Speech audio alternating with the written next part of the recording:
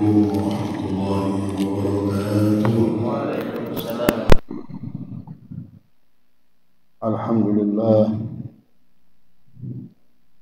Alhamdulillah wassalatu wassalamu ala Rasulillah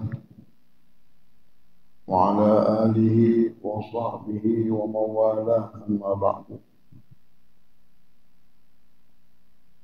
Hadirin yang dimuliakan oleh Allah Subhanahu wa taala, puja dan puji syukur kita hadapkan ke hadapan Allah Subhanahu wa taala, pemilik semesta alam ini, yang menciptakan kehidupan, yang menciptakan segala-galanya, sehingga tidak ada sesuatu yang muncul di dalam kehidupan kecuali itu adalah ciptaan Allah. Ada yang memilikinya, ada yang menciptakannya, ada yang mengadakannya adalah Allah Jalla Jalaluhu wa Ta'ala. Maka dari itu, orang-orang yang tahu benar siapa Allah, mereka sudah sibuk sama Allah. Karena tidak ada lagi sesuatu yang pantas kita lihat di dalam kehidupan ini, dan pantas kita pikirkan, dan pantas kita renungkan seperti Allah semua. Qulillah thumma darhum fi hawdihim yal'abun. Katakanlah Allah dan tinggalkan orang-orang yang mau bermain di dalam kehidupan ini. Maka dari itu Imam Ahmad bin Athaillah Sakandari di dalam kitabnya Al-Hikam ini beliau berkata, wala radhiyallahu anhu wa nafa'ana Allah bi ulumihi fid darain amin. Qata'a as-sa'irina lahu wal wasilina ilayhi an ru'yati a'malihim wa shuhudi ahwalihim. Amma as-sa'irun fali'annahum lam yatahaqqaqu as-sidqa ma'a Allah fiha, wa amma al-wasilun fali'annahu ghayyabahum bi shuhudihi anha. Yang artinya, Allah telah memutuskan orang-orang yang berjalan menuju kepadanya dan yang telah sampai padanya daripada melihat atau mengagumi amal ibadah dan keadaan diri mereka. Adapun orang yang masih sedang berjalan, karena mereka dalam amal perbuatan ibadah itu belum dapat melaksanakan dengan ikhlas menurut apa yang diperintahkan. Adapun orang yang telah sampai, karena mereka telah sibuk melihat kepada Allah sehingga lupa pada amal perbuatan diri sendiri.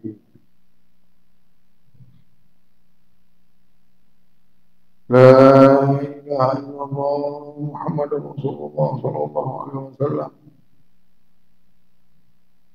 Sehingga bila ada perbuatan diri, maka itu hanya karunia taufik dari Allah semata-mata. Tanda bahwa Allah telah memberikan taufik hidayah pada seorang hamba apabila ia disibukkan hamba itu dengan amal perbuatan taat, tetapi diputuskan daripada ujub dan bangga dengan amal perbuatan itu karena merasa belum tepat mengerjakannya, atau karena merasa bahwa perbuatan itu semata-mata karunia Allah, sedang ia sendiri merasa tiada berdaya untuk melaksanakan, andaikan tiada karunia rahmat Allah. Hadirin yang dimuliakan oleh Allah Subhanahu wa Ta'ala, Allah Jalla Jalaluhu wa Ta'ala, Zat yang Maha Suci, yang kita tahu tadi bahwa tidak ada yang bisa muncul.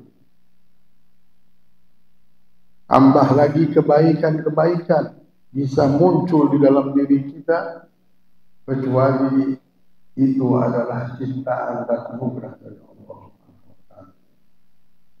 Maka Allah Subhanahu wa taala memberikan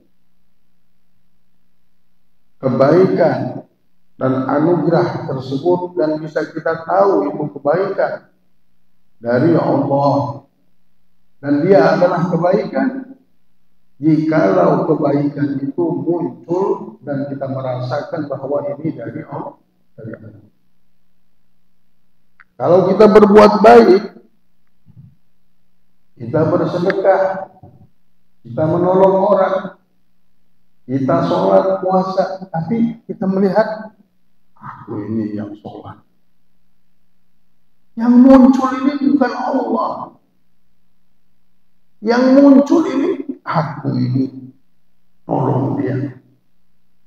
Aku ini bantu si Tuhan. Dia melihat atau kita sendiri mengoreksi. Kenapa ada yang muncul ini ya? Apa ini yang muncul? Nah, kalau ada yang muncul dan dia bukan Allah, artinya bukan dia mengatakan, oh kebaikan aku lakukan ini benar-benar hidayah petunjuk. Kalau Allah tidak memberikan aku petunjuk, kalau Allah tidak memberikan aku kekuatan, aku tidak bisa sholat. Terlambat sholat, akhirnya tinggal sholat. Aku tidak bisa puasa. Aku tidak bisa berlaku baik. Memang benar kebaikan ini kalau tidak diizinkan oleh Allah, kita tidak sanggup. Sadar dia bahwa kebaikan yang muncul pada dirinya itu bukan dari dirinya. Nah, ketika kita sudah melihat kebaikan itu bukan dari diri kita dan tidak ada yang muncul ketika kita berbuat, maka orang-orang tersebut adalah orang-orang yang di antara dua. Orang-orang yang menuju kepada Allah atau orang ini sudah sampai kepada Allah. Karena orang-orang yang sudah punya tujuan saja benar, namanya jalannya sudah tak sesat, ini benar sudah jalannya. Tapi kalau sudah kebaikan ini munculnya pada diri kita dan kita merasakan ada diri kita yang berbuat, diri kita yang hebat, bangga sama diri. Nah, ini sesuatu yang menjadikan kita sesat. Sholat, ibadah, ngajar, berpuasa, ngajak orang ke jalan yang baik. Tapi tadi yang muncul bukan Allah. Yang muncul bukan Rasulullah sebagai anugerah Allah di dalam kehidupan ini. Yang muncul adalah dirinya sendiri. Yang muncul bahwa aku ini hebat. Yang muncul adalah aku ini pintar. Yang muncul dirinya. Ini sudah tanda kita ini sesat. Karena orang yang tujuannya saja sudah benar, tujuannya saja belum sampai, baru muncul saja, jalannya ini benar. Mereka tidak pernah merasa berbuat. Mereka merasakan semua kebaikan itu anugerah karunia Allah Subhanahu wa taala. Mereka melakukan sholat, tapi mereka tahu ini adalah anugerah hidayah dan taufik dari Allah. Walaupun mereka ini belum sampai, tapi karena tujuannya sudah benar, jalannya tidak sesat, orang yang jalannya tidak sesat punya tanda.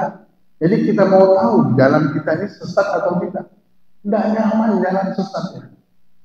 Ada orang kesesat satu hari saja, kurus langsung mukanya. Kemarin habis umroh, ada orang tersesat dari rombongan itu. Ada hal pintar namanya, sekolah, kuliah, subhanallah dicabut akalnya jadi bodoh, dicabut akal jadi tidak punya ilmu seperti ini, tersesat dan tidak bisa pulang. Pas Habib ketemu, Bagaimana? Nah, kamu kan sudah pintar. Sekolah, handphone ada. Kenapa bisa sesat? Padahal ada handphone ada segala-galanya. Tinggal telepon sudah. Bisa tercabut orang kalau sudah tersesat. Ilmu aja jadi bodoh. Bisa jadi bodoh, Pak. 10 jam sampai kita tidak makan di jalan. Ya, kelamaan tadi. Karena bilang kamu baru tersesat di dunia 10 jam sudah begini. Bagaimana selama ini kalau kita hidup pikiran kita kesalahan dan tersesat? Banyak orang hidup sudah bertahun-tahun dia tersesat, dia tidak tahu. Kenapa? Karena ujub, karena melihat kebaikan pada dirinya, tidak melihat bahwa kebaikan itu dari Allah. Sombong, kesombongan, dan ujub yang ada pada jiwa manusia, kalau ada di jiwa kita ini, harus kita buang. Karena bisa membuat kita tersesat. Bahkan kebaikan kita pun berubah menjadi maksiat. Sebab apa? Sebab kesombongan dan ujub tadi. Cukuplah syaitan menjadi hina. Syaitan ini menjadi hina gara-gara ujub. Syaitan menjadi hina gara-gara sombong. Ilmunya yang tinggi menjadikan dia hina.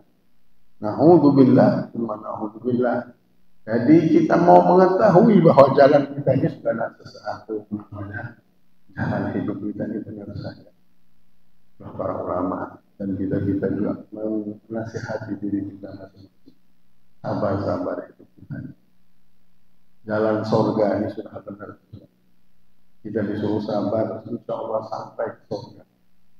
Yang penting jangan sampai jalan hidup kita ini sesat. Dengan apa sesat? Dengan sombong dan udah kalau kita sombong, ada merasa diri hebat, merasa diri lebih baik dari orang, itu sudah tanda engkau sesat. Tidak enak sesat. Kita tidak akan menemukan apa-apa yang kita temukan dalam perjalanan yang sesat adalah kesusahan. Na'udzubillah, na'udzubillah.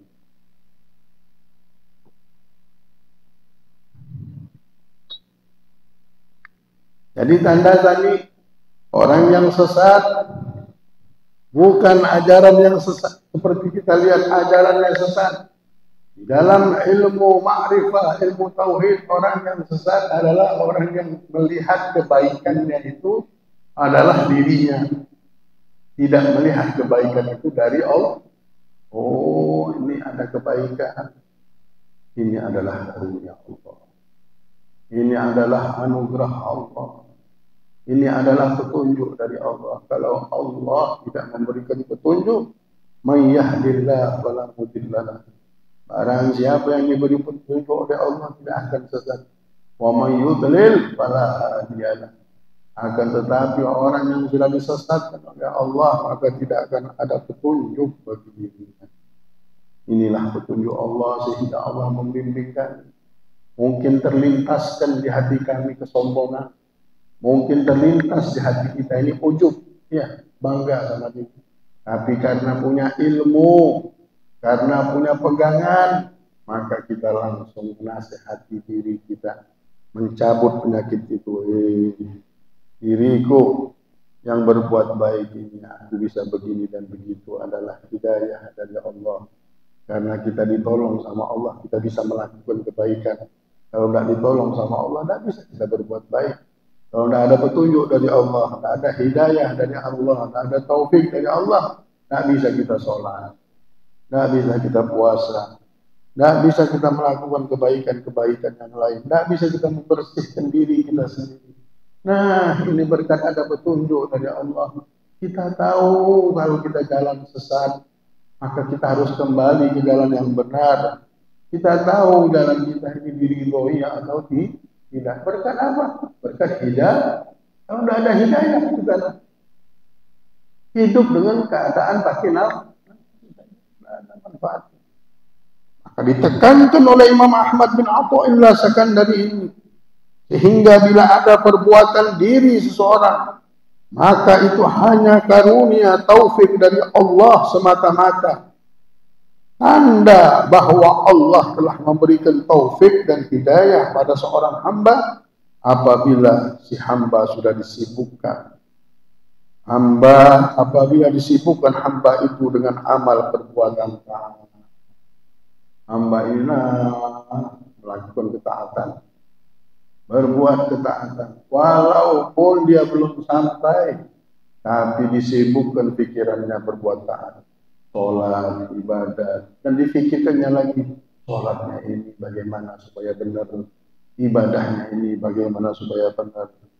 Ketika si hamba ini mengikuti terus jalan hidup ini, dia jadikan sudah hidupnya untuk beribadah. Namanya orang ini orang yang sedang berjalan menuju kepada Allah Subhanahu wa Ta'ala. Tetapi diputuskan daripada ujub dengan keadaan beribadah itu, dia diputuskan oleh Allah. Tidak pernah bangga dengan dirinya, tidak pernah bangga dengan amalannya. Dia tidak melihat amalannya itu adalah kekuatan dari dirinya, akan tetapi anugerah dari Allah. Karena merasa belum tepat mengerjakannya, dia merasakan bahwasanya yang kuamalkan ini belum sempurna. Ini hidayah dari Allah. Atau kalaupun sempurna, dia merasa perbuatan itu bisa dia lakukan, sempurnaan yang dia dapatkan itu semata-mata karunia dari Allah Subhanahu wa Ta'ala. Sedang ia sendiri merasa tiada berdaya untuk melaksanakan. Andaikan tiada karunia dan rahmat Allah, aku tidak akan bisa melakukan ini semua. Wa ufawwidu amri ilallah, innallaha basirun bil ibad. Kuserahkan diriku dan perkaraku kepada Allah. Allah melihat semua yang dilakukan oleh hamba-hambanya. Jadi hadirin yang dimuliakan oleh Allah, yang menuju Allah dan yang sudah sampai kepada Allah, semuanya tidak punya hubungan dengan apa-apa. Nah, bersyukur ada mereka, tapi mereka merasa diri lebih baik dari orang, tidak ada hubungan dari itu. Jadi kalau ada yang liwat di hati kita, sesuatu tersebut, ingat hubungan kita dengan sifat ini tidak ada. Kita tidak pernah diajarkan, dididik untuk memiliki sifat itu. Sifat itu punyanya syaitan. Sifat merasa bangga, lebih hebat daripada orang lain. Semuanya yang mengikuti Nabi Muhammad, mereka kalau ada nikmat bersyukur. Bersyukur memuji Allah bahwa kesempurnaan ini milik Allah. Ini adalah karunia Allah. Puasa, puasa ini Allah. Oh, kebaikanmu ini adalah hidayah petunjuk dari Allah, karunia Allah. Maka pujilah Allah. Kembali kepada Allah terus dia. Nah, pernah dia melihat dirinya ada lagi sudah hilang, sudah dirinya enggak tahu. Mana dirinya? Oh, memang kami tidak pernah disuruh, kami ini hamba. Hamba ini dirinya aja punyanya Allah. Tidak pernah lagi diri kita apa? Diri kita kosong saja. 99 sifat punya Allah, maha besar, maha kuat, maha perkasa.